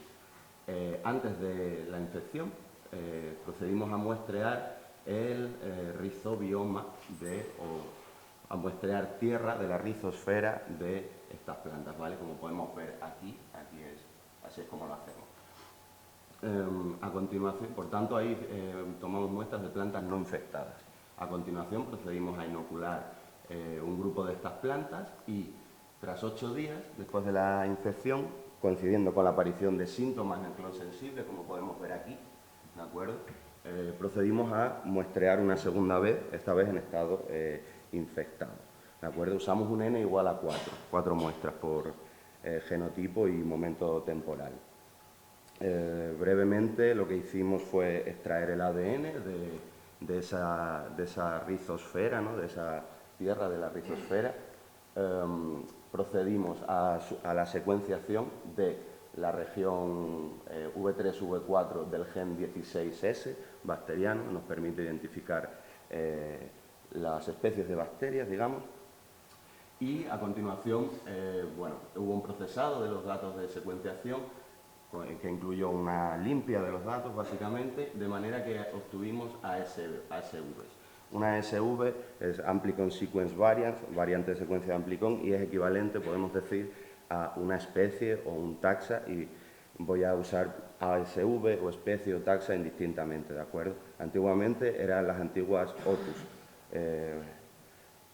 ¿vale? Y finalmente, una vez identificadas las especies, taxas o ASVs, procedimos a darle una asignación taxonómica a cada taxa, ¿no? O taxón, haciendo un BLAST, y finalmente analizamos los datos con él.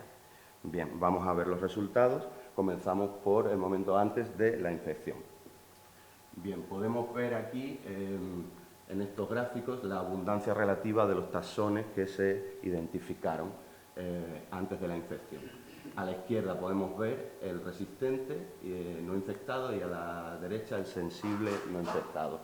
Pudimos ver que a nivel de filum, es decir, cuando agrupamos todas nuestras especies o ASVs a nivel de filum, del filo al que pertenece, vimos que los filos más abundantes eran, por ejemplo, acidobacteriota, actinobacteriota o pseudomonadota, y fueron similares a nivel de filum entre ambos genotipos.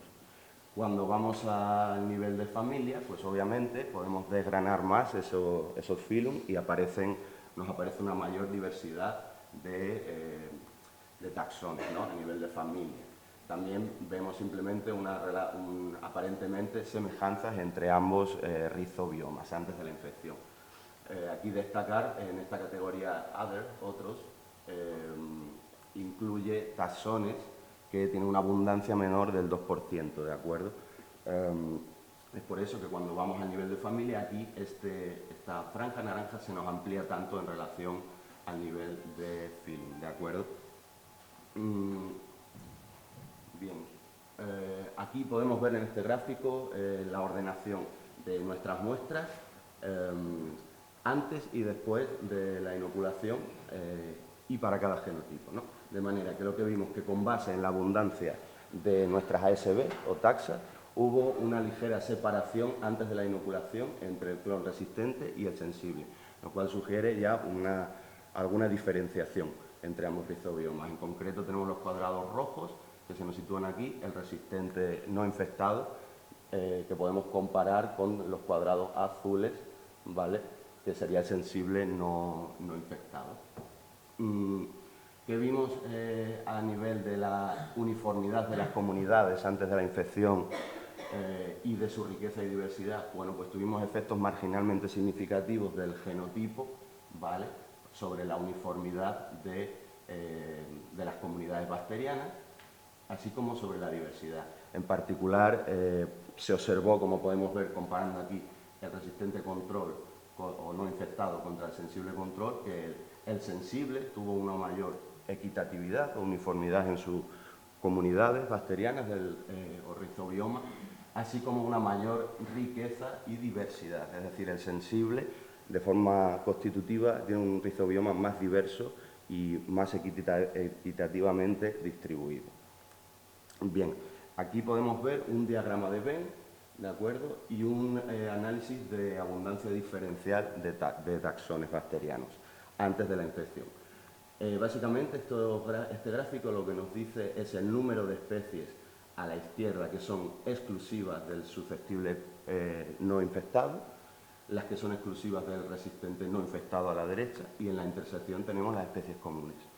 Bien, lo que vimos es que el número de especies exclusivas del sensible control fue el 32% del total considerada, mientras que en el resistente fue el 14%, es decir, fue el doble. El número de especies exclusivas que solo aparecen en el sensible fue el doble que en el resistente control, ¿de acuerdo?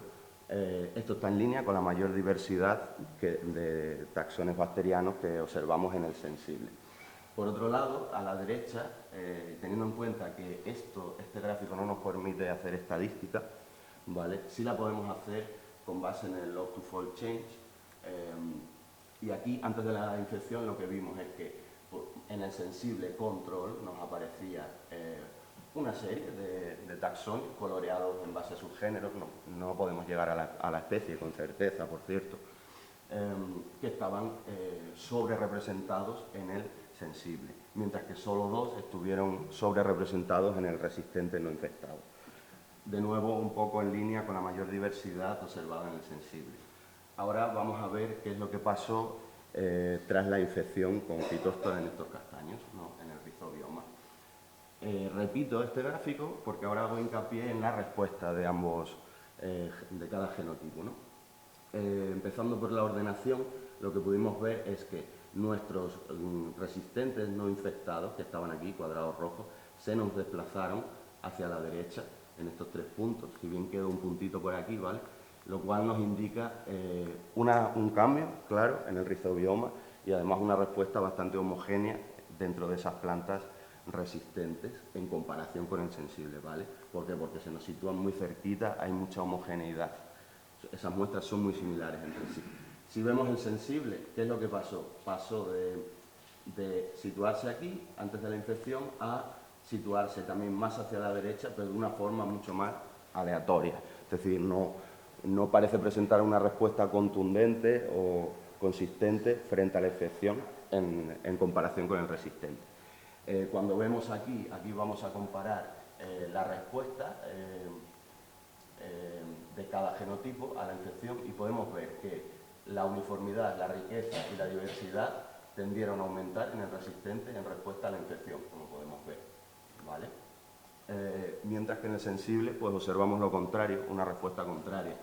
Disminuyó la uniformidad, así como la riqueza y la diversidad. Por tanto, mostraron ya respuestas diferentes.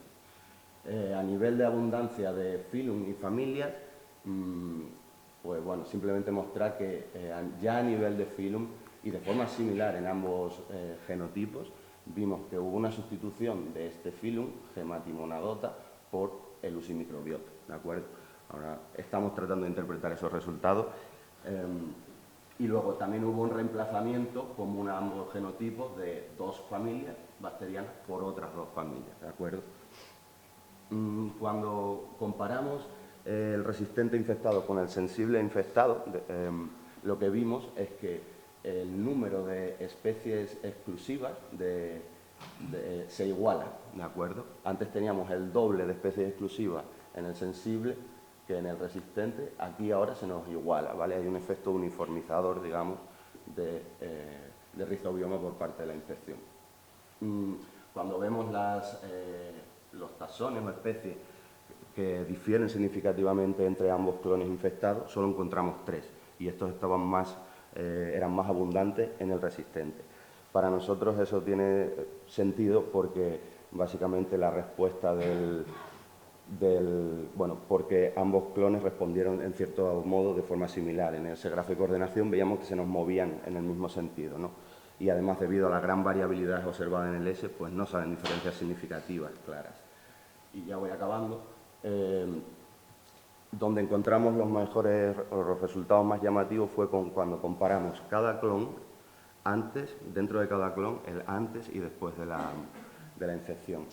Ahí lo que vimos fue que podemos ver en el resistente, que vemos aquí, ¿vale? Encontramos un total de 24 taxones que mostraban cambios significativos, ¿de acuerdo? En concreto aquí tenemos unos 16 taxones que están más abundantes en el resistente infectado y tenemos otra serie de taxones que son más abundantes en el resistente no infectado, ¿de acuerdo?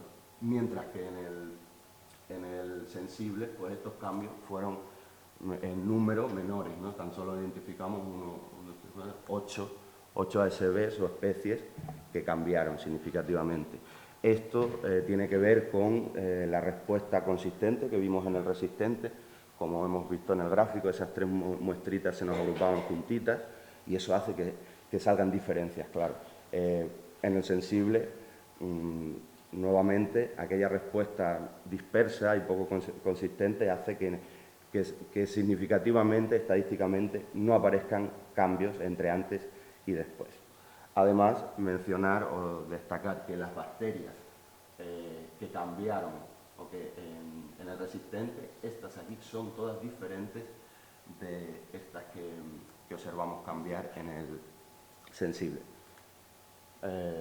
Bueno, finalmente, un análisis complementario que hicimos fue el análisis de especies indicadoras o especies núcleo, son aquellas que presentan una fuerte asociación con cada uno de los genotipos y tratamientos, ¿no? Y vimos, por mostrar la respuesta, como en el resistente, que vemos a la izquierda, en respuesta a la infección, el número de especies indicadoras o núcleos disminuyó, mientras que aumentó en el sensible, también una respuesta divergente, ¿de acuerdo?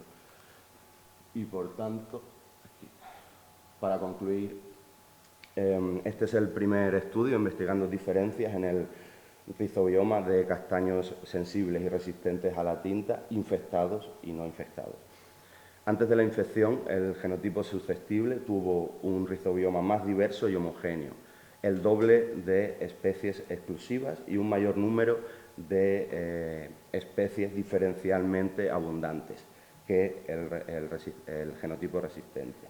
Parece que el genotipo resistente es capaz de seleccionar más estrechamente o de una forma más dirigida las bacterias que habitan su rizosfera.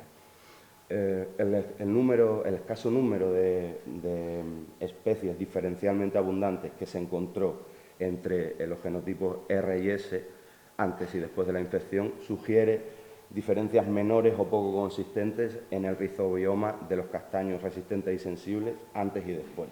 Y por tanto, nuestra primera hipótesis de trabajo no es apoyada por nuestros datos. Y finalmente, la infección por Phytophthora cinnamomi alteró el rizobioma de una manera que dependió del genotipo. Las diferencias más importantes en términos de especies diferencialmente abundantes se encontraron dentro del clon resistente al comparar antes y después de la infección. Y en conjunto, nuestros resultados indican que el rizobioma del genotipo resistente muestra una respuesta más precisa o afinada a la infección, mientras que la respuesta del rizobioma del genotipo sensible es poco consistente. Y, por tanto, nuestros datos apoyan nuestra segunda hipótesis. Y nada, agradecer la financiación de este trabajo y agradecer vuestra atención.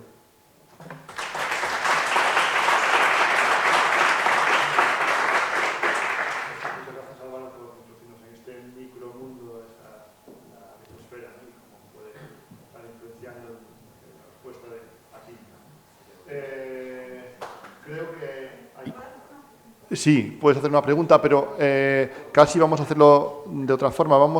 Si os pediría a todos los... No sé si tenemos a Roberto por ahí. Creo que nos da tiempo a un turno de preguntas breve. Son y 37.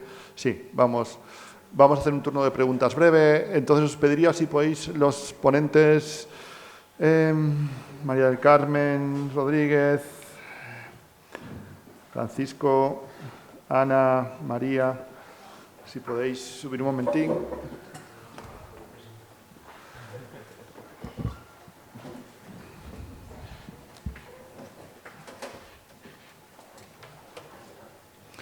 Había ya, creo, una pregunta para Álvaro, creo que está... Sí. Para Álvaro.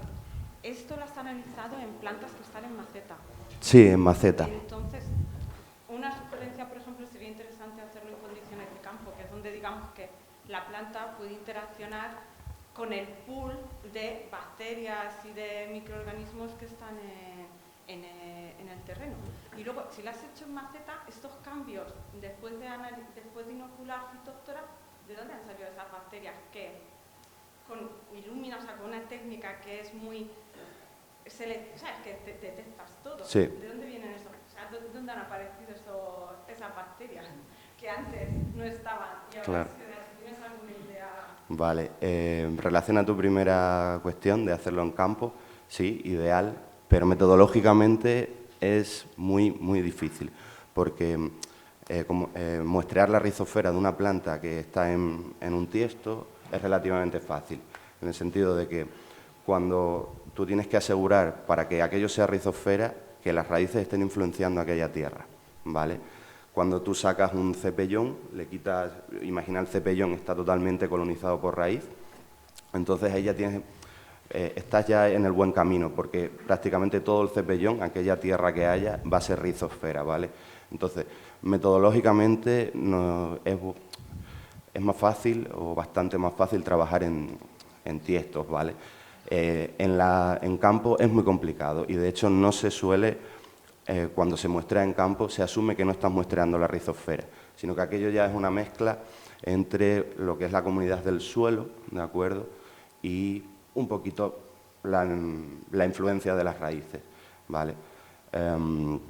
Y en relación a tu segunda pregunta, que de dónde aparecen, a ver, podían estar ya ahí, ¿de acuerdo? Podían estar ya ahí esas bacterias. Yo, por ejemplo, cuando muestro un análisis de abundancia diferencial, claro, aquello solo nos sale aquello que cambia estadísticamente. No quiere decir que no estuviese allí antes, ¿sabes? Pero sí que ha cambiado, había un cambio significativo. ¿Cómo recluta, digamos, esas bacterias? Bueno, se puede hacer la misma pregunta a un suelo natural, ¿no? ¿De dónde han venido? ¿Por qué viene la bacteria andando de por allí hasta la...? ¿Sabes? Yo creo que están ya allí y cambia su abundancia, ¿vale? De manera que somos capaces de detectar su cambio. Ahora, si nos fuésemos a ver en la lista de bacterias quiénes estaban antes y después, probablemente es eso. Claro, hay 3.000 y pico bacterias detectadas, ¿de acuerdo? Pero es posible que no lo he hecho, eso que comentas, pero podríamos ir y decir, ¿la veíamos antes? Sí, aquí está, con una abundancia ínfima a lo mejor. ¿La vemos después? Sí, también, pero con una mayor abundancia, ¿vale? No sé si he respondido. Yo quería hacer una pregunta también. Sí. Bueno, sí. Yo quería hacerte una pregunta y es, ¿qué opinas tú? ¿Que el rizobioma cambia, o sea, está más asociado a la variedad, porque lo estáis utilizando así como indicador y tal, o al entorno? Porque... Ambas cosas. Es que yo creo que el entorno cambiaría más, ¿no? Claro, claro. Por eso, va un poco ligado a lo que te comentaba Carmen. Sí. A ver, el suelo es la fuente de microorganismos, ¿no? Lo que hay en el suelo es el punto de partida. Yo pongo una planta y esa planta va a empezar a cambiar el microbioma del suelo, ¿no? Pero, por supuesto, factor 1 determinando el rizobioma es el suelo. Claro, si nosotros usamos un sustrato de turba típica de producción de vivero, ácido, si hubiéramos utilizado otro sustrato completamente distinto, aquello salía distinto. Que no lo podéis generalizar, ¿no? Claro, claro. Es en vuestras condiciones experimentales. Correctamente, sí, correcto. Vale, sí. Bueno, yo tengo dos preguntas. Una para el ponente que habló del metilhasmonato, que no sé cómo te llamas, perdona. Francisco. Me gustaría saber cómo discrimináis el efecto de control biológico que ejerce el propio Physolithus arithus, que es el hongo ectomicorrícico, que tiene un papel también protector de la raíz, con el que ejerce la inoculación o el spray de jasmonato. Si habéis mirado esto, ¿no lo habéis mirado? Sí, no sé si lo llegué a comentar, principalmente en la segunda experimentación que realizamos, no realizamos ninguna inoculación con Phytophthora cinnamomi. Lo único que nos interesaba saber es si la aplicación exógena de metilhasmonato tenía alguna influencia en el establecimiento de los hongos micorrízicos. Ahí principalmente no exploramos si la combinación de metilhasmonato con el hongo micorrízico mejoraba o disminuía la supervivencia de las plántulas de castaño. No sé si me explico.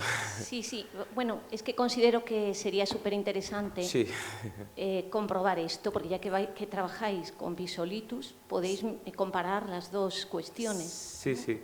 Y ver hasta qué punto, incluso a lo mejor se ve reforzada la actuación del hongo micorrízico con la aplicación del jasmonato. Sí, nosotros lo que pasa que la idea era sobre todo porque sabemos que la aplicación de metilhasmonato tiene una serie de pros, pero también sí tiene una serie de contras, que las contras, por ejemplo, puede ser la reducción del crecimiento, efectos fitotóxicos y puede también interaccionar en el establecimiento de hongos micorrízicos. A la hora de establecer un método de control, si vamos a aplicar un control para una enfermedad, pero luego vamos a restar input de los beneficios que tienen los hongos micorrízicos al castaño, pues a lo mejor también habría que replantearse ese sistema de control. Y por eso quisimos probar un poco, de una forma aproximada, ver si de alguna forma la aplicación influía. Pero no era específicamente para saber si esa combinación mejoraría, pero sí es muy interesante también la combinación al final, cuando estamos hablando del control de una enfermedad, el manejo integrado de las enfermedades pues es mucho mejor que apostar solo por un método de control. Vale, gracias. Y mi segunda pregunta es para el último ponente. Me gustaría saber si en el análisis de la rizosfera aparecieron bacterias promotoras del crecimiento, en el caso de resistentes y sensibles, y porque has hablado de muchos filos bacterianos, incluso géneros, pero no has comentado cómo se distribuyen en ese sentido. Entonces, me gustaría, si tenéis esa información, que nos lo comentases. Realmente no tenemos todavía esa información.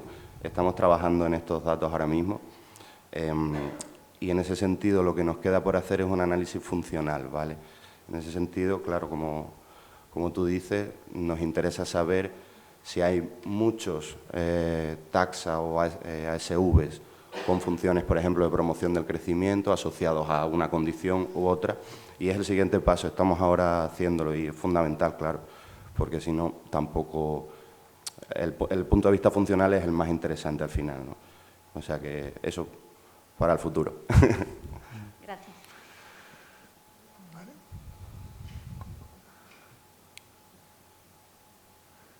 Concreta, si puede ser, por favor, las preguntas. Sí, rápida. Es para Álvaro, porque ¿y por qué os quedasteis solo en la comunidad bacteriana y no fuisteis a la fúngica?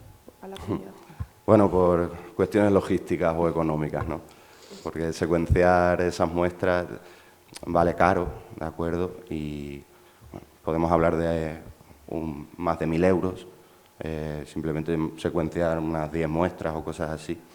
Y bueno, simplemente nos quedamos ahí por una cuestión económica.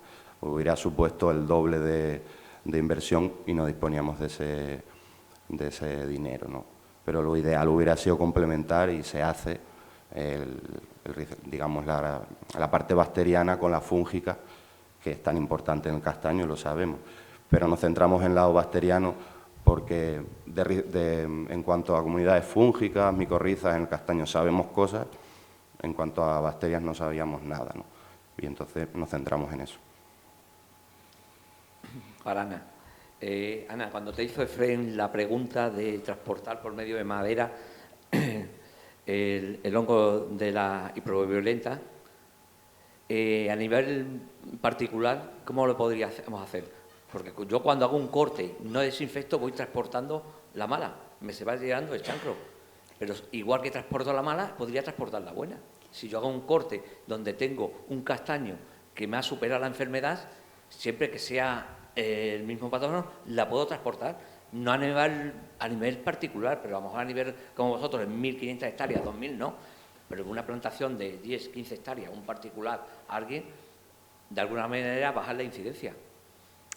Sencillamente lo que pretendemos es que sea sencillo y el agricultor lo pueda hacer. Sí, nosotros también pretendemos que sea sencillo. Lo que pasa que, en principio, eso teóricamente puede funcionar. Si usted tiene un árbol hipovirulento y los restos de poda los reparte, en teoría está aumentando el inóculo hipovirulento. Lo que pasa que yo no sé si Carmen, no lo recuerdo si lo explicó, la hipovirulenta... Tenemos que pensar que es un hongo enfermo, está infectado por un virus, él está enfermo y compite mal. Ese es el problema de la hipovirulencia. Estamos hablando de que la hipovirulencia es un método maravilloso, sí, es un método muy bueno, pero tiene la desventaja. La cepa suele crecer menos, suele producir menos conidios y compite mal. Por eso nosotros tenemos que intervenir, porque si no la hipovirulencia se extendería. Usted tendría un árbol, se extendería a toda su plantación y se curarían solos. ¿Por qué intervenimos? Porque tenemos esa pequeña desventaja. Estamos utilizando un hongo que está enfermo y que tiene que competir con uno que está sano. Entonces nosotros, de alguna manera, tenemos que intervenir. Eso que comenta usted, perfecto. Yo lo que le comenté a Efrén es que a mí me resulta mucho más eficiente multiplicar en el laboratorio el hongo porque voy a llevar mucha más cantidad y lo voy a poder repartir mejor. Pero si usted tiene un árbol que tiene un chancro hipovirulento, lo puede repartir perfectamente. Tiene otro inconveniente, eso que usted dice, que a lo mejor el chancro tiene también pneumoniopsis. Entonces, usted llevaría la cepa hipovirulenta y su neumoniopsis. Ventajas e inconvenientes. Es fácil. Sí, pero cuando no tienes otra solución y el árbol va a morir. Por eso le digo, no, si eso sería, en teoría, sería perfecto. Me parece, Álvaro, yo tengo híbridos. ¿Hay alguna posibilidad de que el híbrido pueda morir por la fitóstora? Sí. Te comento, yo puedo tener 111, puedo tener 7521. En una zona que tengo tinta, el árbol ha aguantado. Ahora resulta que me llevo mi sorpresa, que le he trasladado a otra zona que tenía tinta y se me han ido los árboles. Me he quedado sorprendido. Digo, ¿Pero porque lo ha trasplantado usted o cómo? No, otra planta nueva vale. la he cogido y la he puesto en otra zona. Bueno, infectada. Sí. Yo he visto morirse a 111 en nuestros ensayos, ¿vale? La resistencia no es algo blanco o negro, sí o no, es gradual. Entonces, O distintas cepas. Claro, puede... Que afecte más a una que a otra. Efectivamente. O puede haber estados del árbol concretos que está debilitado y, digamos, pierde la batalla contra fitóstoras, pero son resistentes, es raro que mueran, ¿vale? Pero nosotros, por ejemplo, hemos visto en ensayos mortalidades en 111 con una buena dosis de inóculo, pues del 10%, se muere alguna planta, ¿vale? Entonces, posible es, pero que no es un clon bien resistente.